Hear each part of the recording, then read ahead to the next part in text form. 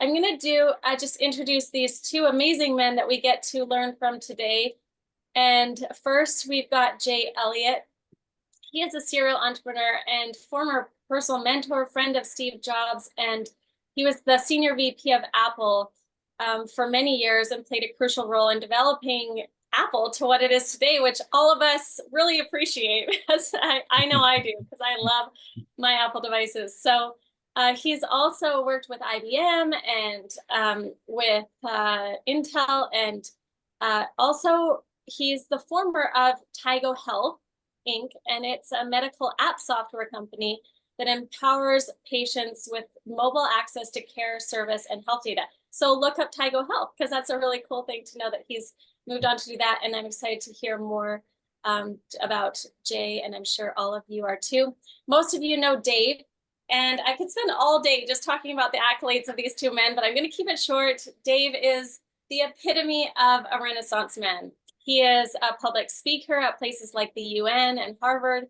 He's a former tennis pro, Grammy Award winner, hit songwriter, best-selling author. He's a coach to 4 World Series MVPs, one of which we're going to have speak with us in a few weeks. He's coached Olympians who won gold, Navy SEALs, so many more. And that's not all, but he has a TV series that's coming out. And as a thank you, we're going to send you that TV series when you registered. So that I hope you watch it and can be as inspired as I was. As soon as I watched it, I was like, oh my gosh, this is the most incredible coach I've encountered, and have been learning from him since. So I'm so thrilled to introduce these two men. And really, I don't want to take any more time. I just want to start hearing from you too. So I'm going to turn it over to you, Dave, and enjoy, everyone. Thank you for being here. Thank you, Paige. I love your energy. You know that. You always get me excited just listening and seeing you. You get just this radiant way of being that I love. And I'm just really excited. Thank you for all, taking your time. I am really fortunate and very grateful that because of what I do, I get to meet some of the most interesting people on the planet that have had so much success. But, with success, there's always challenges. There's always things that we just see the end result. We don't see the journey. And so decided that I wanted to share with you what's behind all this that has happened. Your biggest asset in my world is your mind. So how do we open up our minds and learn how to dig deeper in to go beyond whatever challenge we might have? I love Henry David Thoreau, where he took 2 years, 2 months, 2 days, he was into twos, and just stayed on Walden Pond in nature. And that's where his most brilliant work came from, is that where he just wanted to have no distractions and just basically hears God's voice in nature. And one of the greatest things that came out of that, I believe, in one of his books, and I'll just paraphrase a little bit, that if one walks confidently towards their dream or goal in common hours, you'll come to an invisible barrier. And when you come to that invisible barrier, that's what we all face. You have to have the courage to pass through it. Courage is not the absence of fear. It's how you deal with it. All of us, you'll have fear or doubt at times. But when you're able to pass through that invisible barrier, as Henry David Thoreau said, on the other side are new universal laws available for you. And I'm telling you what, when we dive into this today with Jay, we're going to see how Steve Jobs, and Jay went through and used this philosophy to create. I mean, who would have thought that this right here, I could do so much with? I get my news. I can watch my grandkids, no matter where they are. I can be all over the world doing my coaching and have access to them. And how about what we're on right now? This laptop, again, say 30 years ago, I don't know how many years ago, Jay, you'll help me out on that one. but who would think that we could be talking? We have people from all over the world that have come on today to this call. I mean, that's amazing, but we just take it for granted now. But let's get inside how these accomplishments happen and some of the challenges. Who's better to find out about Steve Jobs and Apple than the person who ran it with him and was Steve's mentor? You're going to hear things that you probably have never even known about Steve Jobs, because Jay Elliott is a winner in everything he does, how he attacks things. There's a certain mindset to be a champion. And we got a champion with us today in Jay. So I'd like to start off with you, Jay, with a simple question, because I know the answer. First of all, Jay and I go back a number of years. We met through our literary agent, Bill Gladstone, Waterside Productions, one of the top agents out there. And we both have books through Waterside. And Gail and Gail is Bill's wife. Unfortunately, we lost Bill just a few months ago, but Waterside lives on. But we met through them, and I'm grateful. Jay has a book that has sold over 2 million copies that he wasn't even going to even know he was going to write it until Bill says, "Oh yeah, we got a book deal for you." And all this, later, the success with what he's written and the lives that it's changed. I usually have it in our guest bedroom. So people, unfortunately, one of my guests stole it. The copy. But Jay, I got to ask you, how did you and Steve Jobs meet and come together? I mean, let's start there. Okay, let me start by where I came from. So I was at IBM. So unfortunately, I got disrupted by a thing called Vietnam, and I had to go in the Army. I got drafted, but I came out of that, decided to go back to college, which I did, and end up at IBM. And so I'd grown through the IBM system, and actually was a fifth level manager, director, and had about 3,000 programmers working for me. And I was not happy with IBM. I developed a thing called what you now know today as an ATM.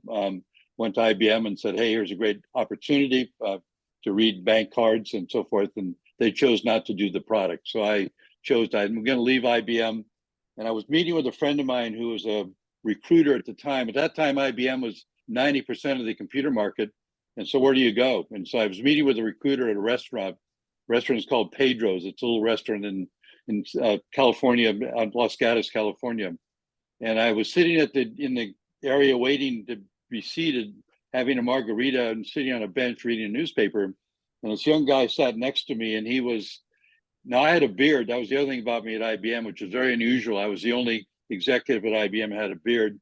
But again, they tolerated me because I knew I had to be performing about 200% to be able to exist. But anyway, so I'm sitting there in my IBM uniform, blue suit, white shirt, tie, and this kid sits next to me, and he's in Birkenstock and jeans and a tattered T-shirt and a beard. And he said to me, "What do you know about IBM?" And I said, "Oh, I've tried to blow him off and get rid of him and say, oh, I'm an IBM executive. I know a lot about IBM," thinking that would quiet him, but he kept talking. And one thing led to the other. And we finally got to a discussion about what's going to happen with computers, because I had about 3,000 programmers working for me at the time who were totally connected to the IBM computer room. So at that days, the computer room was everything. We had a 2-acre computer room in our building, and that's where everybody was connected. They couldn't take their work home. They couldn't do anything. It was all connected. So that I was starting to get people saying, "Hey, we need to find some way to get disconnected."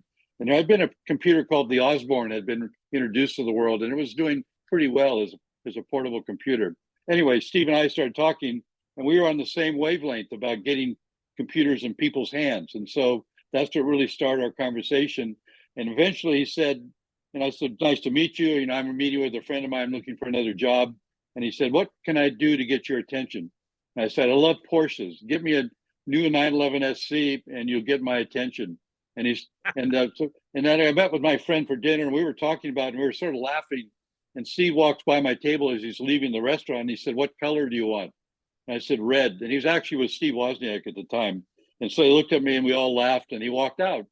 2 weeks later, my wife called me and said, "What the hell are you doing buying a new Porsche?" And I said, "I didn't buy a new Porsche." She said, "A red one was just delivered to you in the driveway." And so I called Steve up and said, "Steve, you got my attention." And so we went and met in the office there at Apple. And I made the decision to leave IBM.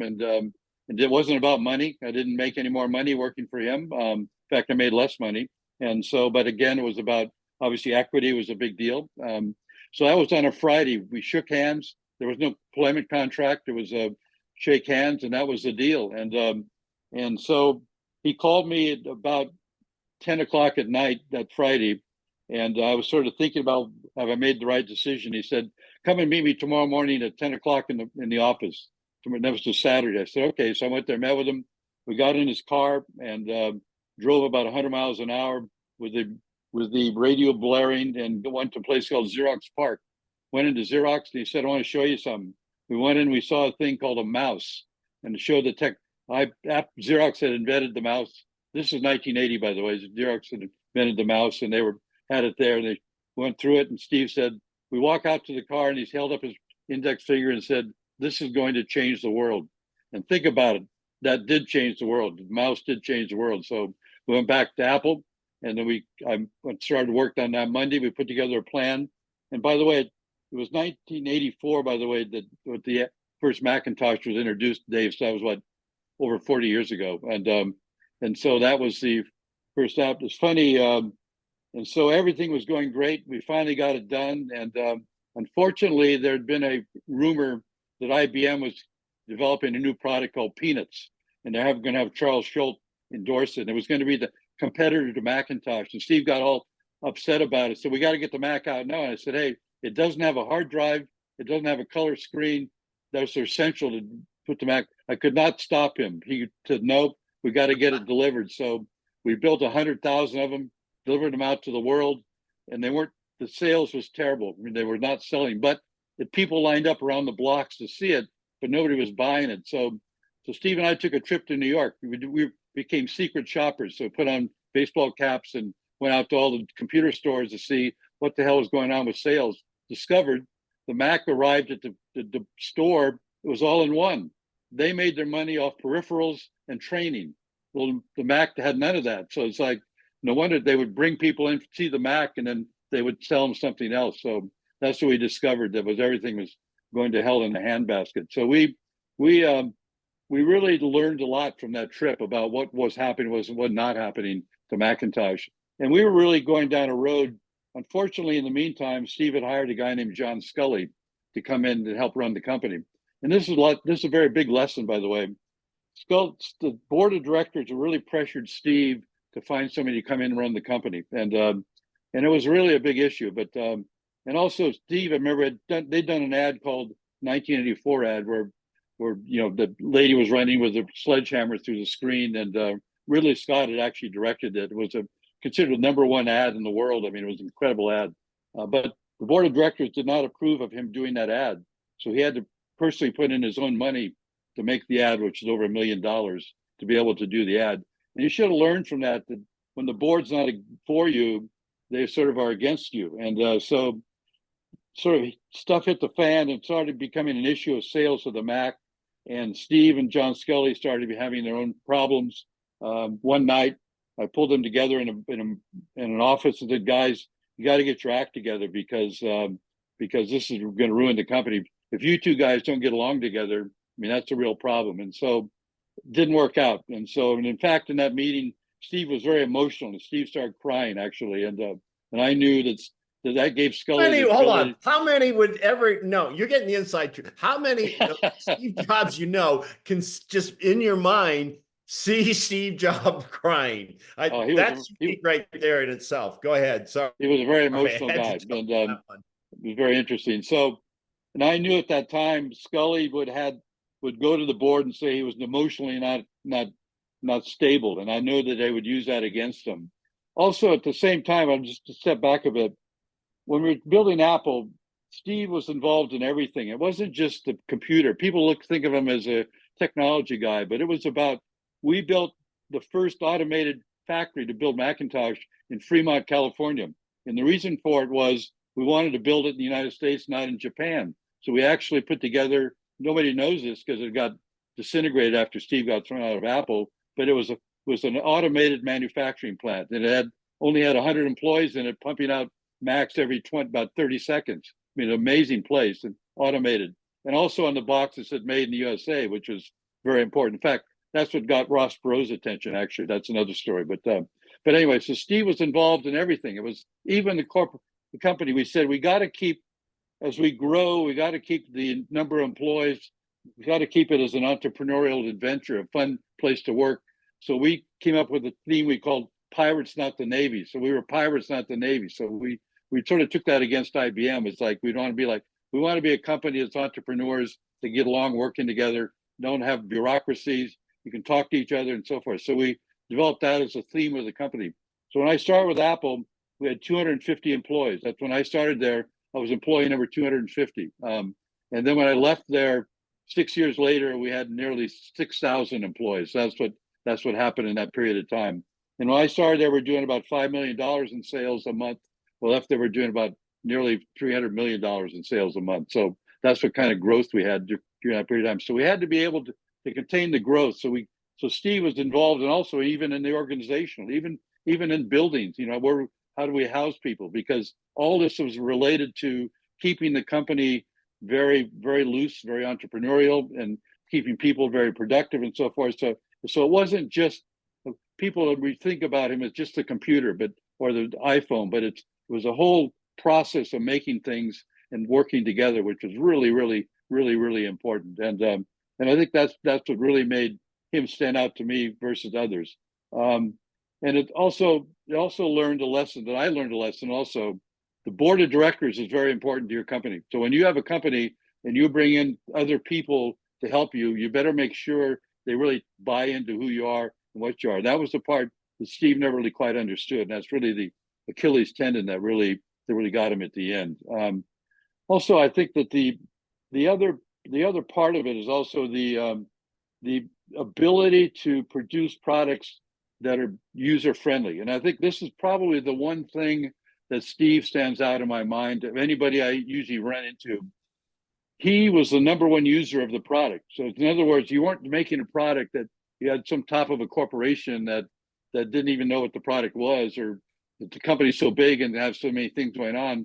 Steve was the number one user, and the product had better satisfy his use of it, because that was the number one test for the product. And he was also, now this made him also a little bit of a problem, because he was out, sticking his nose in everything because in the company. But I mean, that was something I used to have to sort of help him on, not do. But anyway, but being the number one user was really, really critical. And I feel the same way in my own companies. I mean, it has to be a product that I want and that I feel good about and satisfies me as a user.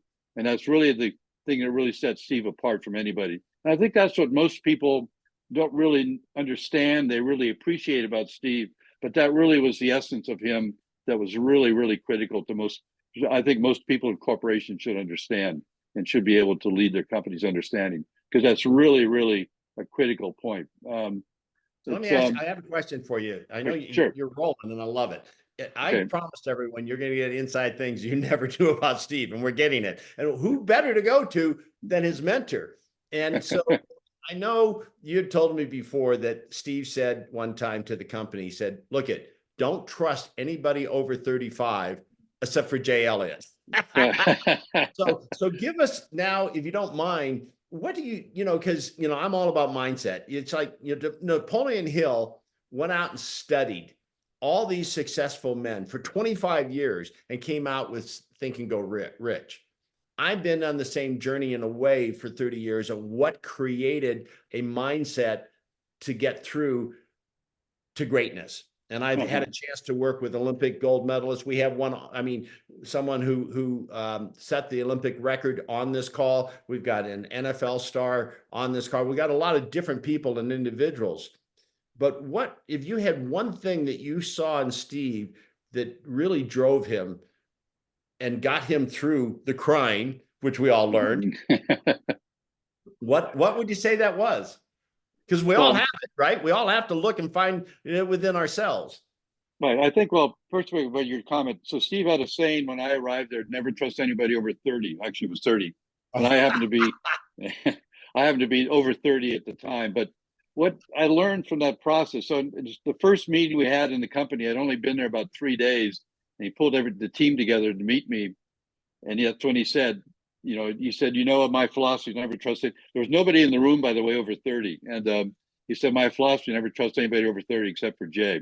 And so that I knew at that moment that I was in, but I also knew that I had more of a special relationship with Steve, more of a mentor than an employee. And I always viewed myself in that. So I think the thing that Steve had, which is very uniquely, he was open. He was, even though he had his own biases, he was open to all information coming into him. I think that's really critical, that you keep yourself relevant. I mean, I think being relevant is really, really important. And you try to bring all the information in around you, what's going on with people and process and so forth, and keep yourself relevant. I think people, unfortunately, like the word retirement to me is like, I mean, it's ridiculous. I mean, that says you're stopping. I mean, it's like, no, you got to keep going. And I think that's the thing that keeps people relevant.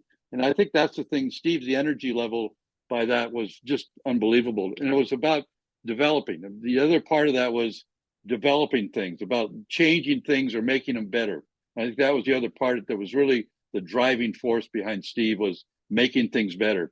Now, the bad news about that, he only really focused on Apple. I mean, I wish he could have been able to expand his horizon to other things in the world, but he only really focused on Apple. And although, let me give you an example.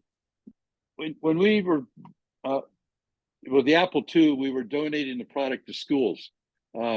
So in the school system, you could donate a product to a college or university, junior college, and you get a tax credit. If you donated a product to K through 12, you never got a tax credit. So we put together a bill and went to Congress. Actually, Al Gore was the guy that sponsored it, to change the tax code so that corporations, when they donated a product to a K through 12, could get a tax credit. Guess who defeated that bill in the Senate? IBM, Hewlett Packard, all the lobbyists got their senators behind it, and they defeated it. It went to Congress. Gore got it through Congress, went to the Senate, got defeated. And on the plane ride back from Steve and I from Washington, sort of learned a lesson about sort of the system. I mean, it didn't make sense. I mean, why wouldn't you want to donate a product to a K through 12 school? I mean, it's like ridiculous. And the reason for that, at the time, Apple, we had about 70% of the school market. And that, well, of course, those companies saw with the handwriting on the wall was going to happen in the schools. So they wanted not to give, because you could donate a product to a school and get a tax credit for it. And that tax, so the Apple II, we're selling for $2,000. It only cost us about $200 to build it. And so you get a huge tax credit, and more than you make money actually for the donation. And but anyway, so coming back on the plane from Washington, we happened to meet, there was a guy on the plane who was a senator from California. So we got talking about it. So we actually eventually got the bill passed in California, and then eventually it spread to a lot more states. But I think it's being relevant, to being open to everything around you, and making it, coming up with it's not just building a new product. It's about things around you that can be relevant to you, being creative or developing about it. I think applying that to everything, not just the computer itself. And I think that was the secret that Steve really had. I think another thing that you had mentioned to me that I'd love to have you share, he had a strong belief in himself, right? Even though he cried at time and had doubts, because you were there to help him through it. I remember you telling me one time that when they were ready to bring out the Macintosh, he was like, wait, what's that noise? I mean, all the advertising was in place. Everything was in place. What kind of courage did it take? And probably everyone in the room thought he was crazy. You would share that story? Yeah, basically we were in a room and we were developing. Here's a product, by the way. We not only was about the hardware, we developed the software. So it actually, well, I'll get to that story too, by the way. It's interesting because of them today. But anyway, everything in the computer was developed by Apple. And so, by the way, when I also went through the tour of Xerox PARC, Steve also said, keep an eye out for people there. Maybe we can use some of those people. So I actually hired from Xerox, the number one guy that actually built the guy who built the app, built the mouse, and the guy that built the software for Xerox. So they eventually came to work for us. But it was really, we were sitting there, everybody's excited. And well, there's two stories about this. I'll tell you about Steve. We're sitting and all of a sudden there was sort of silence, and Steve said, what's that sound? So, well, that's the fan. What do you mean the fan? I don't want that sound in the computer. I said, you have to have it to cool the computer off. No, I don't want a fan in the computer. So we had to go back and redesign the case so that the heat would come up through the top of the case. But if you laid a piece of paper on a Mac, it would fry it, and it's like, it was ridiculous. And and also if you were in hot weather, it would fry it too. But again, those are the arguments I couldn't get him to get off of, because he had this unfortunate bent that IBM was going to beat us to the marketplace with a better product, which I kept telling him, no, they're not. In fact, they never did, by the way. And think about IBM. This was the other issue that Scully had. Scully decided that the Mac should be sold to corporate America. And that he's convinced Steve they hired 2,000 corporate salespeople to go out and sell the Mac to corporate America. He said, no, that's not going to work. It's a personal product. It's not a corporate product. Because IBM didn't care. IBM was just protecting their market by, the only reason they developed the PC was to protect their corporate market of computers. I mean, that's all they had. It wasn't about selling to people. By the way, when the Macintosh was introduced, the first 21 Macs were bought by IBM. Obviously, they reverse engineer it. But anyway, so that's sort of an insight that Steve, I think, I think I answered your question, I hope. Oh yeah, that's awesome. Tangent. Right.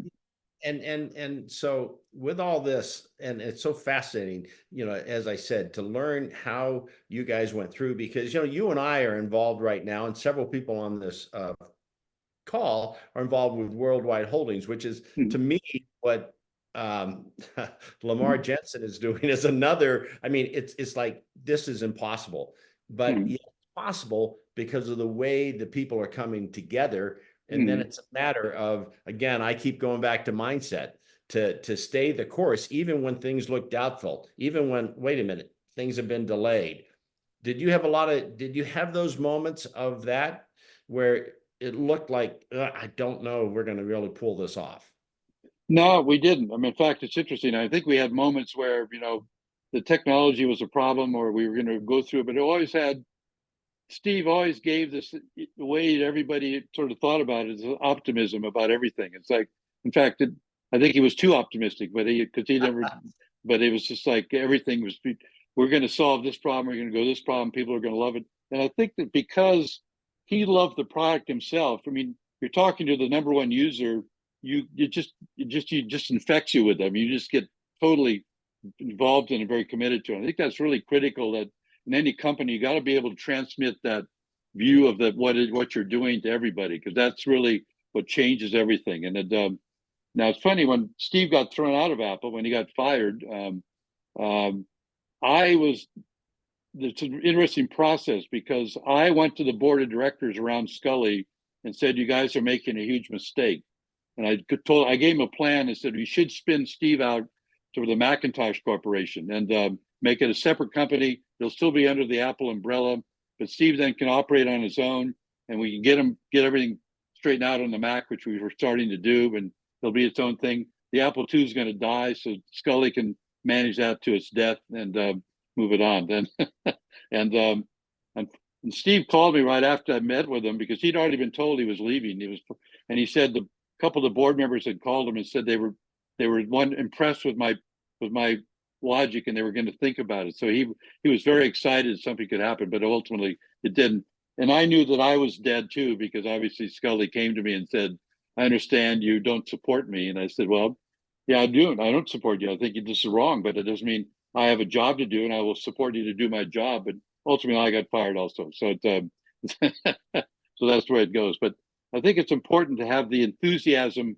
It has to be able to, in your organization, that enthusiasm has to be transmitted.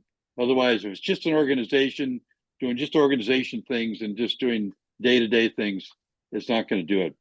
To have that same kind of excitement that Apple had, I should say. Yeah. Well, it's interesting, because that journey, when they fired him, Apple almost went under. And then how many years was it? I don't remember, where they brought Steve back, and all of a sudden his passion and his drive brought the company to basically where it is, I would say today. What Well, actually, they were going bankrupt. They were down to about 2 months left of money in the bank. I mean, Scully this is after, I think, 9 years, I think, and had done nothing.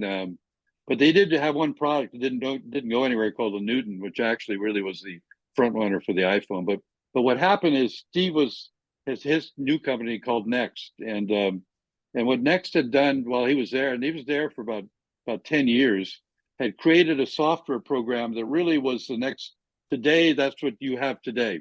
So the iPhone and everything basically is running on Next software.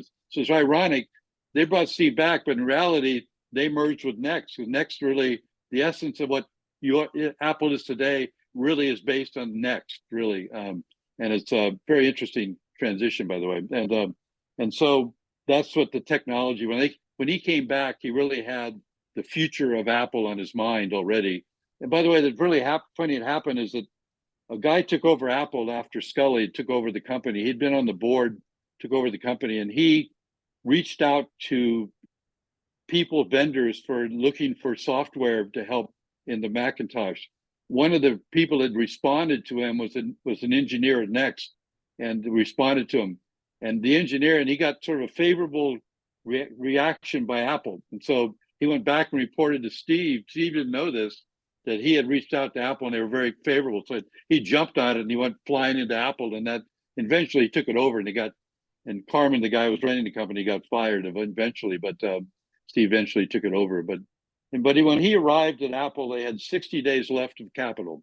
That's all they had, but they'd be out of business. So he quickly, did a lot of work and got him going. Also, by the way, Next was the major investor in Next was Ross Perot and Sony. Those are the two major investors in Next, actually. Morito, who was the head of Sony, was a very, very close friend of Steve. And it's funny, we used to visit them in Sony in Japan, and he would take us into the research lab. We'd walk through it. Steve said, that product is crap. That one is good. This one is bad. Go through the research. So they would walk out, and Steve, he just gave him about $1 billion worth of information. But ironically, the iPad killed the next Sony phone. I mean, it's unbelievable that was a phone that was like, the player, not a phone, the player, and it killed it. I mean, it was selling 300,000 units today. That they sell maybe 20,000. So even though they had a great relationship, and actually spoke at his funeral. Let me just say one thing about Steve's death. About a month before he died, he contacted me, and I hadn't seen him for about 5 or 6 years, actually. And he said, Jay, I want to see you. And so I went and met with him at a restaurant in Palo Alto, and I walked into the restaurant, and he and I were the only people in it. He bought out the whole restaurant just for he and I to meet. And so we met there and had lunch, and he was already sitting there, and he looked horrible. He'd lost about 100 pounds, and he just looked bad. And in fact, I left, and obviously he'd been helped in and helped out, so he didn't want me to see that he couldn't walk at the time. But anyway, he looked horrible, but he was still Steve. I mean, he talked in a very, very soft voice. But the one thing he said to me, Jay, the big thing I'm concerned about the future of Apple is it'll no longer be a development company. It'll be a finance company. It'll be run by fund money it makes, not by products it develops. And sure enough, that's what they are today. And unfortunately, to me, I'm not a big fan of Tim Cook, although the only two IBMers he ever had was Tim Cook and me. But it's like, but I'm not a big fan of Tim Cook. But that's what they are. They've not done very little development. And in fact, between when Steve took that back to Apple, before he left, where he died, they spent $14 billion in 14 years in research and development. Today they're spending 30 a year. And they're doing, what are they doing? What are they getting for it? It's like, I mean, they just killed their car. They've not, and in fact, recently they made a deal on AI with a company that's basically owned by Microsoft. Steve hated Bill Gates. He would roll over in his grave if he knew that they just done this deal with that related to Bill Gates. It's interesting. In fact, in the visit Steve and I did about Macintosh in New York, Steve and I met with Bill Gates because Bill had committed software for the Mac, which he never delivered. And Stephen, we confronted him in New York, and said, Bill, you lied to us. You didn't commit to, well, I have other things. I mean, I'm really committed to IBM, blah, blah, blah. So we said, that's bullshit. And Steve said, that was really the last conversation I know that Steve ever had was with Bill Gates. And I don't know whatever happened after that, but he had never, after that, he just didn't follow through like he said he would. So it was unfortunate. You know, it's interesting you say that because the first time I met Bill Gates, he was about ready to do their big, every year they have this thing where he was going to be at the shrine, talk about their new products. I don't know if they do it now, but he had a very private VIP thing. And I was doing a little consulting for them at the time. And I came back first time to meet Bill, And the guy I'm with, he goes, okay. This is a true story. I've never told you this. He goes, I thought he was joking. I thought maybe Bill had a sense of humor. He goes, okay, so how are we going to beat Apple on this one? I thought, well, that's funny. He looked at me like, what's funny about that? I'm like, Right, you're right. Real. And so the guy told him, well, this is how we're going to beat. It was part of what they were come out in the music, world. And obviously, Apple killed them on it right. But it was so funny. He was so caught up in that first time I met with him is how are we going to beat Apple? I mean, right. Holy moly. I know.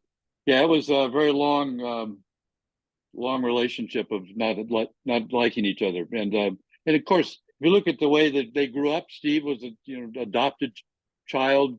Bill grew up, a very wealthy family in the Seattle area. I mean, it's like whole different relationships growing up. By the way, Steve never finished. He made it through high school barely, and then he went to college. He went to Reed College, and he didn't make it there actually. And he took a class in calligraphy. That's what really got him this great. A lot of design stuff came out of Apple. Came out of Steve's idea came from actually a calligraphy class. But think about it. We spent a lot of time thinking about college degrees and where he went to college and so forth. Steve never went to college, and it's amazing that he but he kept himself very relevant. He kept in tune with information about around the world, and I think that was the one reason that he was attracted to me, because I was a pretty relevant guy, and on IBM you really learn a lot about a lot of stuff, and it's pretty. And I'm a very easygoing guy. I mean, I'm a guy that something can blow up, and I probably don't see my reaction to it. So I was able to deal with him when he was flying around to keep it sort of calm. There's a great story. You also, in his quest to build everything, we were building disk drives, and I went to him one day and said, Steve, I came out of the IBM disk drive business. That is a business you do not want to be in. You want to give that out to companies. That is a tough business when you got disks flying around and you got read information off them and so forth. Don't want to be in it. So eventually decided he had hired a German guy to come in and build disk drives. And eventually, so we got a guy, I finally convinced him we're going to kill the business, tell them make sure they all have jobs. We're not going to lay anybody off, but we're going to kill that business. We don't want it. We're going to find a vendor to do it. And he brings the guy in and started talking and said, Steve, tell him why we're here. But he said, I wish I could hover above the meeting. You could tell me what to do. And I said, very simple. Let's step out of the meeting. I'll tell you, go out to the meeting. Steve, you got to tell him we're killing the disk drive business. We'll take care of him and take care of his people. Walk back in the meeting. And he said, Jay told me we need to kill your business. Oh, that's great. These are priceless. I just can't even begin to tell you how awesome it is to, be able to go behind the curtain on something we all see, but we don't know this information. As I say, you're the guy that was there. It is so cool, and to have you so openly. I'm so glad to know you. I'm so glad with what you're doing today. I mean, you haven't stopped. You've done a lot. Now you're doing something to help veterans. If you just take a moment to just tell us a little bit about your passion and what you're doing today, unless you have one other, it's up to you, and we'll open questions. People might have some questions. You probably there's two things I'll tell you. One, so I'm a veteran, obviously, and I've been sort of kept in tune with what's going on with veterans. I'm very concerned about, particularly the era I came out with Vietnam. It was really bad. I mean, it was really a horrible situation, and so I've always kept sort of in tune with veterans, and I have an older son who was in the Gulf War and came back.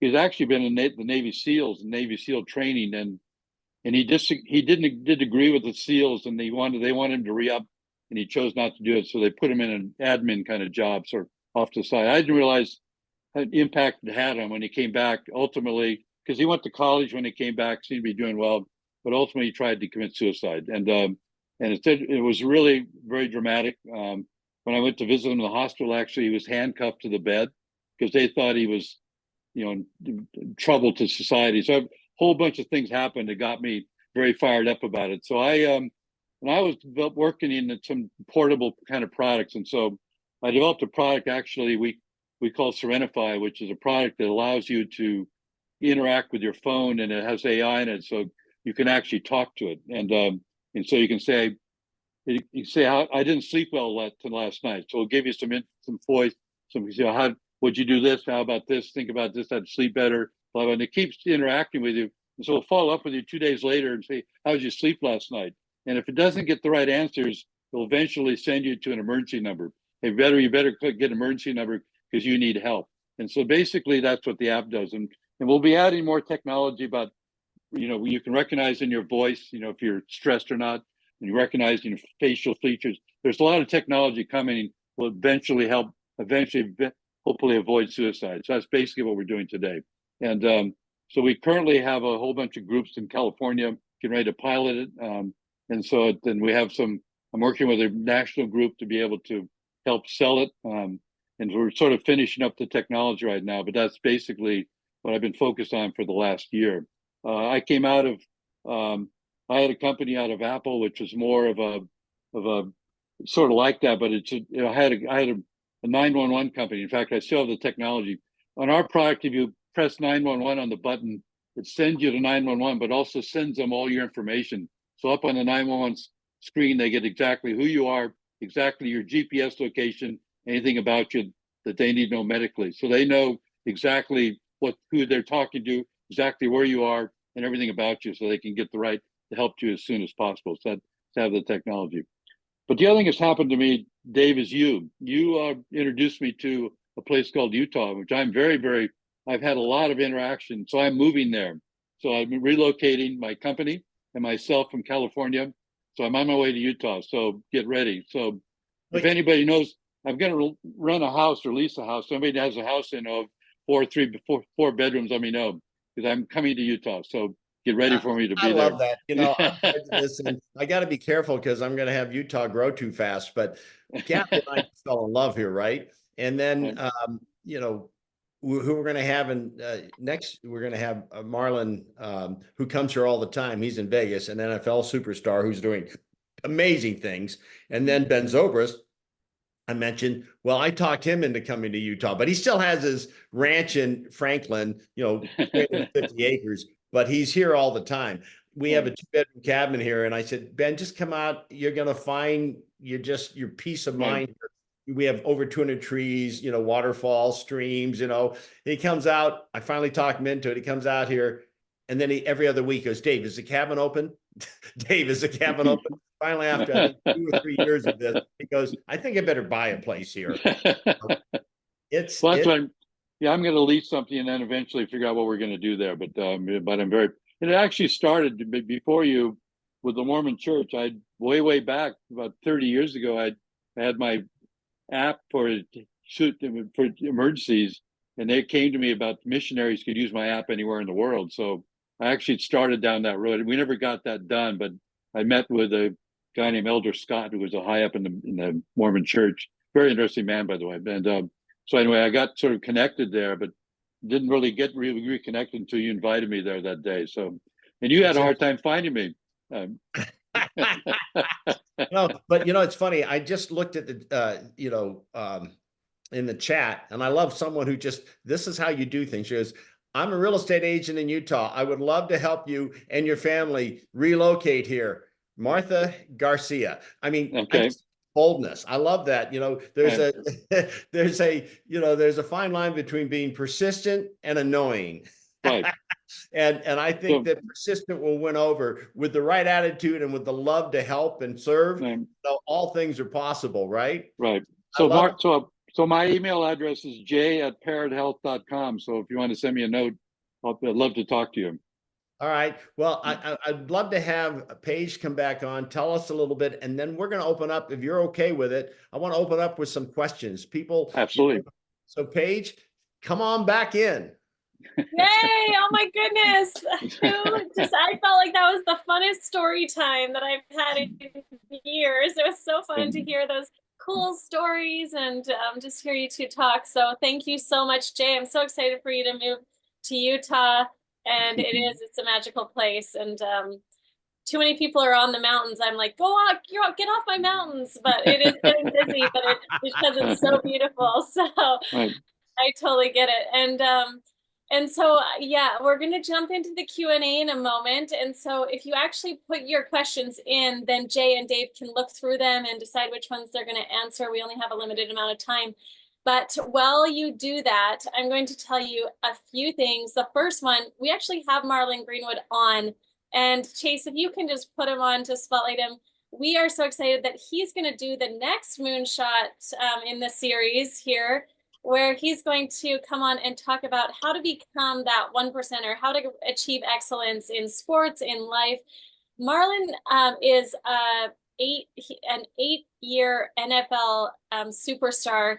He grew up in Jamaica, didn't even know what football was, and became an absolute superstar in the NFL industry. And then he went on to become a wrestling pro fighter, or what was it? It was, so he's just an incredible person, and we're excited to have him on in 2 weeks. It's going to be the same time, and Chase is actually going to put the link in so you can just register right away and get in, because we do have limited spots in these, and they're just really inspiring. And you're definitely going to want to hear from Marlon. He came from Jamaica with not even knowing what football was, and became a superstar the instant he walked on the field. I'm not going to say anything more, because when he does it with his Jamaican accent, oh my gosh, it's a riot. A movie will be made on his life. I once had Ted Field here, who is, the CEO of Radar Pictures and a monster in the movie industry. And he met Marlon here at the house, and Marlon stepped off for a second, and Ted goes, "Hey, you want to co-produce this movie?" I said, "Dang right. Yeah, let's do it." It's such a great story, but you'll get an insight to it. Just like, Jay, your insights are incredible. Incredible story. So, by the way, I'm a big fan of Bob Marley, actually, and I actually lived in Jamaica for a couple of months once, and they over calling the grill, so I know Jamaica very well. Oh, that's awesome. That's awesome. So cool. Well, hopefully we see you again. Is Marlon still there to just say hello? I don't know. I don't. He was on. I saw him on here for a little bit, and so if he hops on, that's awesome. We want to see you if you're on, Marlon. But we're gonna just share. Put your shares in here of just what your takeaways are. Maybe something you're committing to do, that you learned something new. I loved that that just being open to everything around you, that creativity, the enthusiasm that Steve Jobs created in his work, and what you were able to see separated him from all the others. So anyway, just put your insights in there, and I want to hear those. We all want to see, and just share your gratitudes. We also, 2 weeks after that, so Marlon Greenwood is going to be July 28th at 1 p.m. So hopefully you can come to that. And then 2 weeks after that, August 8th at 10 a.m., so a little bit earlier, we're going to have Ben Zobrist, who Dave already mentioned, a 2-time World Series champion. He helped end the Cubs' 108-year championship drought. They had the curse of the Cubs, and he hit the home run. He's just an incredible athlete. What's that? Yeah, it was a double, but in the listen to this.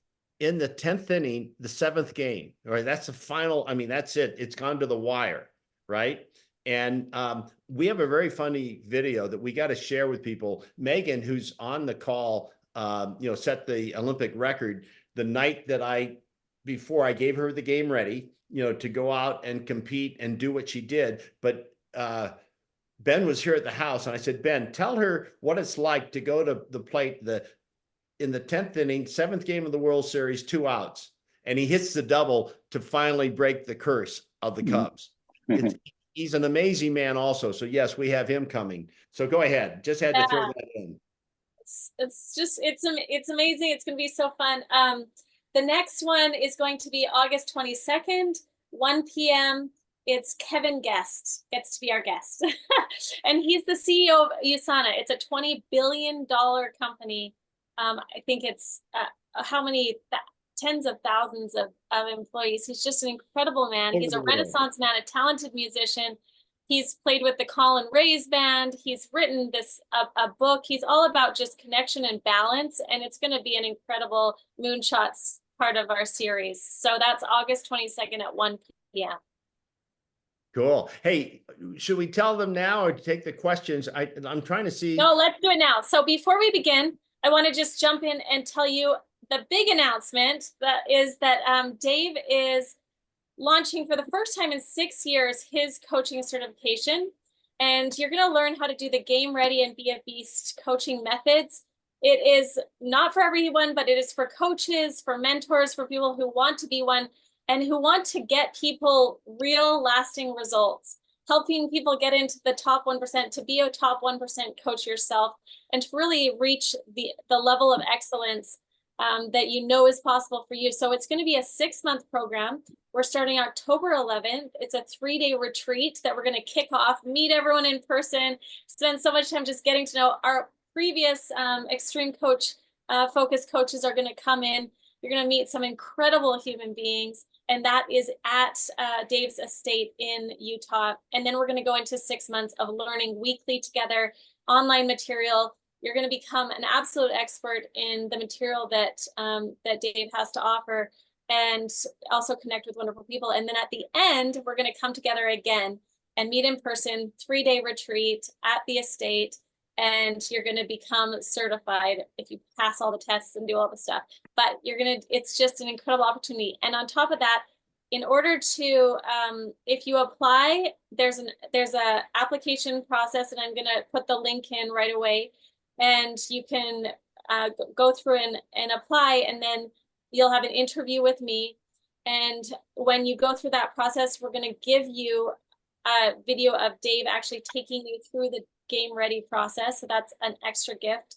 We also have a bonus of a one-on-one session with Dave. And on top of that, July, we have an incredible offer where it's 50% off. So you definitely want to apply before the end of the month. And I'm going to put the application process in right here. But also, if you want to, if you have any questions at all, just send a message to me and I'll put my contact information in so you can ask any questions. Okay, Dave. Awesome. So let's who's brave enough to ask a question? I want to, let's see. Here we got one from Jonathan. Jay spoke about the corporate culture that he and Steve tried to build. My question is broadly, how important is culture and how do you go about building a successful one? More specifically, we see a lot of flat organizations these days, but is it still important to have a hierarchical structure, or are there better ways to lead and have corporate leadership? Sounds like a course in itself. Interesting thoughts. There you go. That's a great question. Thanks, Jonathan. Yeah, well, if you take the concept of pirates, not the Navy, actually, I was going to write another book about it. Actually, I outlawed the book, but I couldn't find, it seems like the Apple stuff isn't as important anymore. But actually, culture is very important because it dictates the direction of the company, and from the top down. It says, here's who we want to be. And assuming it's the right culture. At IBM, it was, white shirts and blue ties and blue suits. I mean, there was a culture there that really dictated, this is the way we're going to operate. So I was part of a culture that's a different kind of culture, but the culture is really critical to get everybody behind you doing the same thing. And also very important in hiring people, very important in you're not bringing the wrong people into your culture that are sort of against the culture, because the culture, as you grow bigger, get over a couple hundred people and so forth. And we also tried, the other thing is not getting so many people together. Like, it's funny, the Apple building today has, I don't know, 14,000 people in it. Like, we said, we got to keep it small. You got to keep small units, small groups, and keep them communicating together, but they're focused on things that are going to make either the product better, the process better, or the company better, but keep it small as possible rather than these monstrous groups. And I think those are elements of the culture. But the culture, to me, and you got to find a way to communicate it. How do you communicate it? And actually, almost every meeting that Steve and I ever had, we sort of ended the meeting talking about the culture. We sort of made sure that we're all on the same basis. So we're all talking from the same point of view. The hiring process is really critical because hire the wrong people and the culture changes. It's very, as you get bigger and bigger, it's very difficult to maintain it, and you lose it. So it's very critical to. And as far as the structure of the company, it really, to me, has to be structured around what you're trying to accomplish. Is it product oriented? Is it process oriented? Is it sales oriented? Whatever the process you're trying, what's the best structure that would make that work? I think in the product development, to me, is small teams of people working together around more of a cluster, so to speak. I think it's the kind of organization that is going to be better for those kind of groups that you're trying to mentor. So that's what I think about organization. That's awesome. And I want to add to that, one of the companies I work with, going through the pandemic, everyone started working at home and they were trying to bring back, but people got used to being at home. Right. But they finally, now I came in and did a workshop for the whole company to try to show how important it is that there's a culture in this company. And the more you're around it and around the people, it's going to help the company. And wow, what a change has taken place that I've watched now that they're back. They used to do a thing called Grapevine way before the pandemic, and that's once a month, have a celebration lunch at the office and just all mingle and celebrate whose ever birthday is that month. They have brought it back. Just that simple little thing they've brought back. Now you see their inner workings of different departments working together that they lost during that time. So I see the company just expanding because of that culture was that important to them. So it's always, I think it's something we have to take a look at, because I get a chance, because I work with some amazing companies, and those that look at culture as being important are the ones that are winning. And people, here's the thing, everyone enjoys the work more. There's a lot of challenges out there in anything you're trying to go after, but if there's a kind of this feeling of teammanship, wow, that's what creates a championship. That some of the pro teams I've worked with that have won, say, the World Series, you're in the locker room, I already know ahead of time, is this a team that can go further because of how they treat each other in the locker room? It's amazing the difference. I know that this team is going places because I get to see it firsthand. Most of you just see it on TV, but what you see in the locker room defines who they are. Are they together in adversity? When things go down, are they going to be able to rise together or point fingers at each other? Yeah, and I think the at-home thing has really been detrimental. I mean, I think companies have to look very carefully. The people would like to be at home, but that's detrimental to the culture to me. I mean, that's you got to get it back together again if you have a culture, if you want that, basically. Yeah, amen. Thank you, for your input today. We're at that kind of hour that I didn't promise everybody how long this would go, but I think that time is one of our most important assets too. So I'm hoping that today something sparked in you to go, oh, if Steve can do it, or especially if you get, and I just want to correct one thing that Paige said. So the TV series is not out yet. It's the docuseries on my life called Moonshots. If you want that, just let us know. We'll send it to you. There's 10 short episodes. And really what it's all about is going after the impossible. And just because it's impossible doesn't mean it can't be done. Once you do it, it becomes possible. So I've done some things in my life that they said was impossible. But I went ahead and just decided I'm going to find a way to do it. And then, it just happens. I got the Presidential Merit Award from the Grammys because of doing something that's never been done in the music industry. And when you have those kind of things, you go, well, gosh, can I really? Who am I to do it, right? That's the first question. When I coached Marianne Williamson, she has this great statement about who are you not to be? I'm this, I'm that. I should have it listed here, but it's such a great statement. But one day she said to me, who am I to do this? And I just put her words right back to her. I said, who are you not to do it? Who are you not to be? And that's something that we, just have to look at sometimes of when we have the doubt and we have the fear, because we all have it. Sometimes we think, well, I'm different. They who accomplished this didn't have this. No, they did. If you were in my calls with Major League Baseball players or superstars, if you could be on the call with me to see what we have to go through to get them to where they achieve so much, because think about baseball. If they, in 10 at bats, if they're successful 3 times and fail 7, They're one of the superstars. That means they're batting 300. Very few bat 300 in Major League Baseball. So they're failing 7 out of 10 times. So my role is to keep them in a place where they're just in the process of it, not getting too caught up in the results. And when you do that, man, each little step, all of a sudden you go, oh, wow, look what's taken place. So, see, if there's not any other questions, I'm looking to hear Jules. You're too good. You're too good. You're amazing. You are amazing. So, yeah, Paige, is there anything more or you want to add, or we can say goodbye? And hopefully, hey, this is recorded. So if you want to see it again, because there was so many nuggets in there, sometimes I need to go back just to hear all the nuggets. And I've had a bunch of people messaging me, is there a recording? Is there a recording? So I know we're gonna send out the recording. We'll send out the links. Thank you so much for being on, Jay. Thank you so much for sharing. Thank you for having me. And sharing the stories. And I just think, Steve Jobs was such an example of moonshots, right? Even getting Jay into his life, he just went, Jay was thinking, it's impossible. I'm busy. I've got my stuff going. And he said, well, what will it take?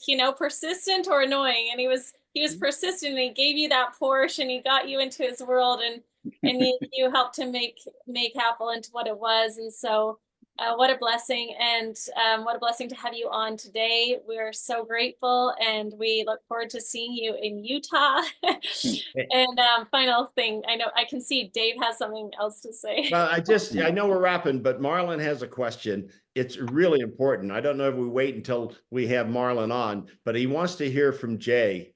What's your why? What drives you? Basically, I'm driven by getting a product in somebody's hand that helps them. Basically, I'm driven by the idea that I could help somebody in their life with something I can, either with advice or something that I can help them with. I think that's really the essence that drives me. It's not at all the money. It's not at all. I mean, I sort of got screwed in the Apple system because I was in the early Apple. Now all of us didn't do well because the stock eventually went down the tubes. And in fact, it's funny. I had a company that I created after Apple that actually became public, and Lehman Brothers was my largest investor. So guess what happened to Lehman Brothers? One day, my company went from $6 a share to 10 cents in one day. So I've never been driven by the money. It's been driven by the ability to get something in somebody's hands that's going to help them some way, and understanding where the issues in society are. Right now, I'm also very involved in fusion. I don't know about fusion, atomic fusion, but it's going to be the savior of us for electricity and serve it. Right now, we are on the ragged edge of running out of electricity. I mean, it's these heat waves and the weather we have in the United States today. We're right on the ragged edge. So fusion, I believe, is going to be our savior. Its ability to create electricity out of an atomic fusion. That's really going to happen. So I'm bigly involved in that. That's the kind of stuff that really excites me, to really do something for people. Well, and I think that's what everyone here on, like the people that come into Dave's world and the people that are on this call, that's the drive, right? It's to help others. And whether it's a product, whether it's something that you can say, it's a tool that you can gain in order to help make the world a better place and help people have better lives, spiral up into worlds that they love. This is the game that we're playing, and I'm glad we're all in it together. And I'm so grateful for your examples and the way that you've shown us how to do it and to make the impossible possible, right, Dave? We're better together, as you said. So amen.